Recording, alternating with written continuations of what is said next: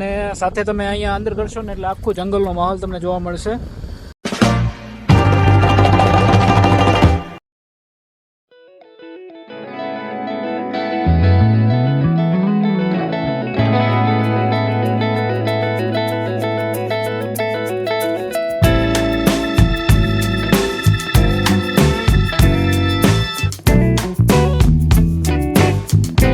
તો hello YouTube family, કેમ છો બધા મજામાં જશો. તો આજે અમે આવ્યા છીએ અમરેલીથી જઈને ત્યારે ગળદરા ખોડિયાર, જેની વચમાં આવે છે જે હિંગળાજ માતાજીનું મંદિર છે અને સાથે ખોડિયારમાંનું પ્રાગટ્ય સ્થાન પણ છે.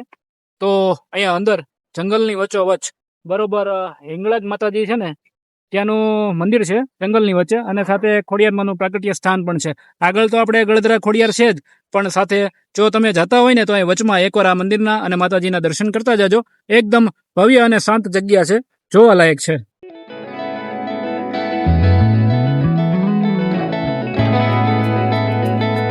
જો આ પેલું દેખાય છે ને, ત્યાં છે 12 શિવલિંગ, એક સાથે 12 શિવલિંગ જે પેલી અંદર તમને જોવા મળશે. અને જે ઉપર ટોચ પર દેખાય છે ને ત્યાં વિરાજમાન છે હિંગળાજ માતા. તો આપણે બંને આજે શિવલિંગના અને સાથે હિંગળાજ માતાજીના મંદિરના દર્શન, અને સાથે વચમાં છે એક નાનું અમથું ખોડિયારમાંનું મંદિર, ત્યાંના ત્રણેય મંદિરોના દર્શન કરશું, માતાજીના દર્શન કરશું. અને જો આ બાજુ બહારની સાઈડ જુઓ ને તો તમને તમામ વસ્તુ જંગલ જ જોવા મળશે. તો જંગલની વચમાં જ આ મંદિર આવેલું છે. તો ગળદરા ખોડિયાર જતા હોય તો એકવાર અહીંના દર્શન કરતા જજો.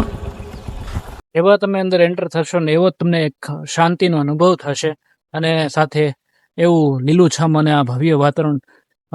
જો તમે એકદમ જોશો ને તો આગળ પણ એક જગ્યાઓ છે એટલી બધી શાંત અને વાતાવરણની લીલુંછમ વાતાવરણ, અને સાથે ઉપર વિરાજમાન છે હિંગળાજ માતાજીનું મંદિર અને સાથે માતાજી.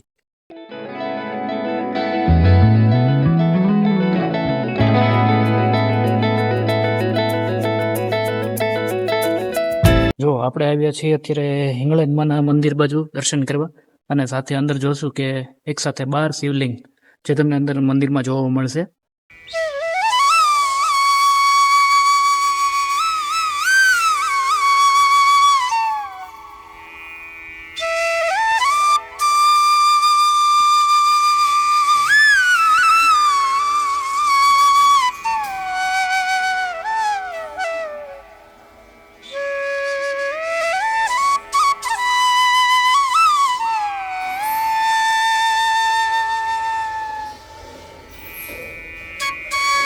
જેવા જ આપણે હિંગળાજ માતાજીના દર્શન કરવા માટે પગથિયા ચડીએ ને તો વચમાં આવશે ખોડિયારમાંનું પ્રાગટ્ય સ્થાન.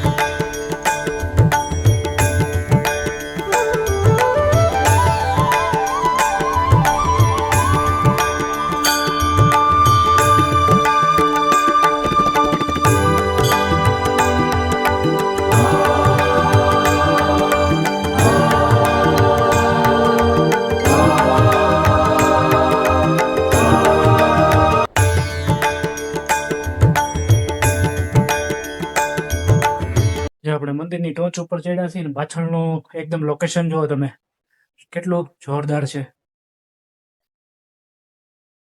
અને સાથે છે ને આ બાજુની સાઈડમાં તમને હરણ જોવા મળશે,